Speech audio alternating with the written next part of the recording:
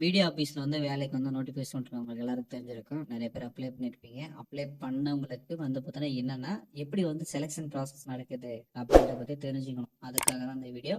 ஏன்னா நிறைய பேர் வந்து அப்ளை பண்ணி எனக்கு வேலை கிடைக்கல அப்படின்னு நிறைய பேர் வந்து ஃபீல் பண்ணுவீங்க. இதுக்கு முன்னாடி இது எப்படி செலெக்ஷன் ப்ராசஸ் இருக்குன்னு எனக்கு தெரிஞ்சிருச்சுன்னா நீங்கள் அதுக்கப்புறம் வேலை எப்படி நம்ம வந்து ட்ரை பண்ணோம் அப்படின்றது உங்களுக்கு புரிஞ்சுக்கும்.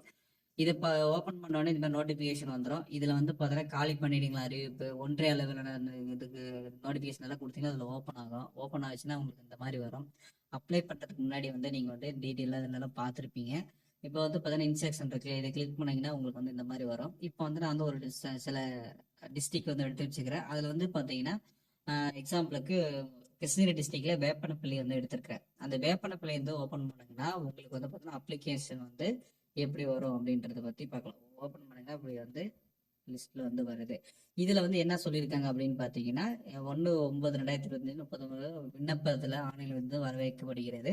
இதுக்கு வந்து 2 ஆன்டர் கொடுத்துருக்காங்க. ஒன்று வந்து ஜென்ரல் கேட்டகிரி. ஜென்ரல் கேட்டகிரியில் வரும்போது வந்து பார்த்தீங்கன்னா 18லேருந்து 32 வயசு இருக்கணும். பிசி எம்பிசி பிசிஎம் டிசிலாம் வந்து பார்த்தீங்கன்னா 18லேருந்து 34 வயசு இருக்கணும். அதே மாதிரி எஸ்சி எஸ்டிக்கு வந்து பார்த்தீங்கன்னா 37 இருக்கணும் வயசு, அப்படி குறைஞ்சபட்சம் அப்படின்னு சொல்லியிருக்காங்க. 18லேருந்து 37 கொடுத்துருக்காங்க. இப்போ வந்து வயது வந்து தளர்வு வந்து பார்த்தீங்கன்னா உச்ச விதவைகளுக்கு வந்து 37 வயசு வந்து கொடுத்துருக்காங்க. இதில் எல்லா கேட்டகரியும் சேர்த்து. அதுக்கப்புறம் காலி பணியிடங்கள் வந்து 2ன்னு கொடுத்துருக்குறாங்க.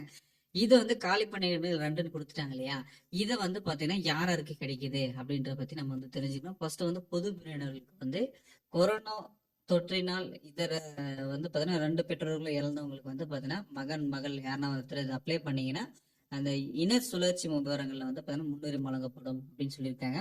அதுக்கப்புறம் வந்து பார்த்தீங்கன்னா பட்டியல் இனத்தவர்கள், அருந்ததியர்கள், ஆதரவற்ற விதவைகள், தமிழ் வழி பயின்றவர்கள், எஸ்சி எஸ்சிஏ பிஎஸ்டிஎம் சர்டிபிகேட் முன்னேறம் பெற்றவர்களாக இருக்கும் அப்படின்ற விஷயத்த சொல்லியிருக்காங்க. இதுல வந்து 2 வாண்டட் கொடுத்துருக்காங்களே, 2ல வந்து ஜென்ரல் ஒன்று இதுக்கு ஒன்று போயிடும். கல்வி தகுதி வந்து 8வது வந்து தேர்ச்சி பெற்றிருக்கணும். அதுக்கப்புறம் மிதிவண்டி வந்து ஓட்ட தெரிஞ்சவர்களா இருக்கணும். விண்ணப்ப கட்டணம் வந்து 50 ரூபான்னு சொல்லி போட்டாங்க.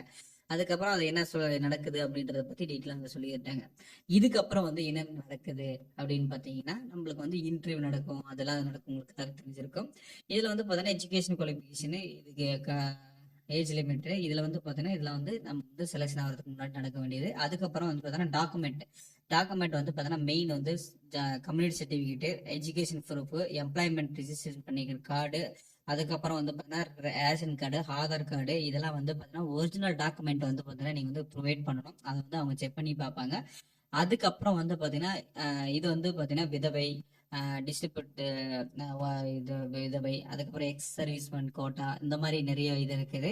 அதுக்கப்புறம் வந்து பார்த்தீங்கன்னா இது வந்து ஷார்ட் லிஸ்ட் கேண்டிடேட் வந்து பார்த்தீங்கன்னா எப்படி இது பண்ணுவாங்கன்னா பர்சனல் இன்டர்வியூ பிடிஓ ஆஃபீஸ்ல இல்லை கலெக்டர் ஆஃபீஸ்ல நடக்கும். இந்த பர்சனல் இன்டர்வியூ வந்து பார்த்தீங்கன்னா செலக்ஷன் எடுத்ததுக்கப்புறம் இந்த communication of basic knowledge and verify certificate and all original certificate. இப்போ வந்து பார்த்தீங்கன்னா உனக்கு வந்து பேசிக் நாலேஜ் என்னன்னா, இப்போ வந்து பார்த்தீங்கன்னா பிடிஓ ஆஃபீஸில் வந்து என்ன நடக்கும், என்ன இது வேலை நடக்கும், நீங்கள் என்னென்ன பண்ணணும் அப்படின்ற மாதிரி கேட்பாங்க.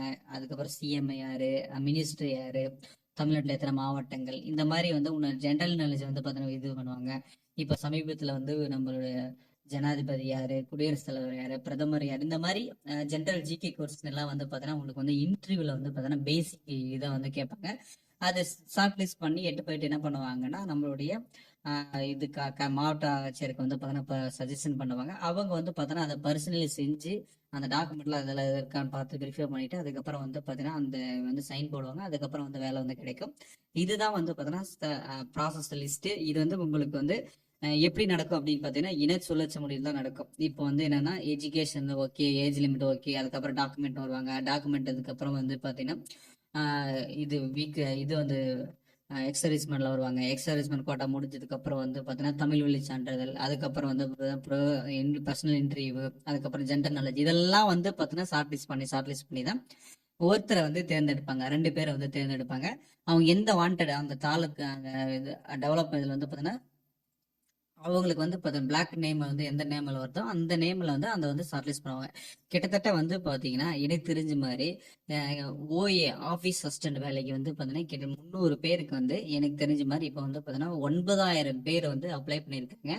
அந்த 9,000 பேர்ல வந்து நம்ம வந்து ஷார்ட் லிஸ்ட் பண்ணி 300 பேர் வந்து செலக்ஷன் பண்றாங்க. இதுதான் வந்து ப்ராசஸ். இதுல வந்து நீங்க வெற்றி பெற்றீங்கன்னா உங்களுக்கு வந்து வேலை கிடைக்கும். அது வந்து நீங்க போறதுக்கு முன்னாடி இந்த டாக்குமெண்ட்லாம் வந்து நீங்க வந்து மெயினா வந்து ரெடி பண்ணி வச்சுக்கணும். தமிழ் வழி சான்றிதழ், ஆதார் கார்டு, அதுக்கப்புறம் உங்களோட ரேஷன் கார்டு, கம்யூனிட்டி சர்டிஃபிகேட்டு, அதுக்கப்புறம் வந்து பார்த்தீங்கன்னா உங்க மார்க்ஸ் லிஸ்ட்டு, அதுக்கப்புறம் வந்து டிசி. இப்போ நிறைய பேர் நம்ம யூஜி படிச்சிருக்க போட்டிருப்பீங்க, அதுக்கு வந்து டிசி, ஃபோட்டோ எல்லாம் வந்து பார்த்தீங்கன்னா நல்லா ப்ரிப்பேராக ரெடி பண்ணி வச்சுக்கோங்க.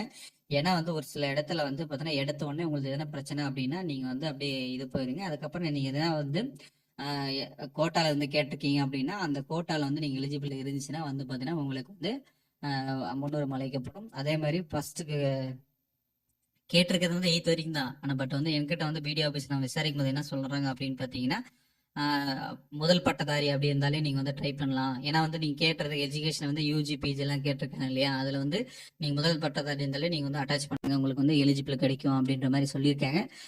கண்டிப்பா வந்து ட்ரை பண்ணி பாருங்க. இந்த வீடியோ வந்து பிடிச்சிருக்குன்னு நினைக்கிறேன். இந்த வீடியோ பத்தி வேற என்ன கருத்துக்கள் நினைக்கிறீங்கன்னு கமெண்ட் பாக்ஸ்ல கமெண்ட் பண்ணுங்க. இது தவிர வேற ஏதாச்சும் உங்களுக்கு தேவை அப்படின்னாலும் நீங்க சொல்லுங்க, அதை பத்தி நம்ம வந்து வீடியோ வந்து போடப்படலாம். இப்போ வந்து பிடிஓ ஆஃபீஸ்ல வந்து எப்படி செலக்ஷன் பண்றது புரிஞ்சிருக்குன்னு நினைக்கிறேன். புரியாதனால கமெண்ட் பண்ணுங்க. அடுத்த வீடியோல கூட இன்னும் தெளிவா வந்து நம்ம வந்து எக்ஸ்பிளைன் பண்ணலாம் சொல்லிக்கலாம். Bye bye.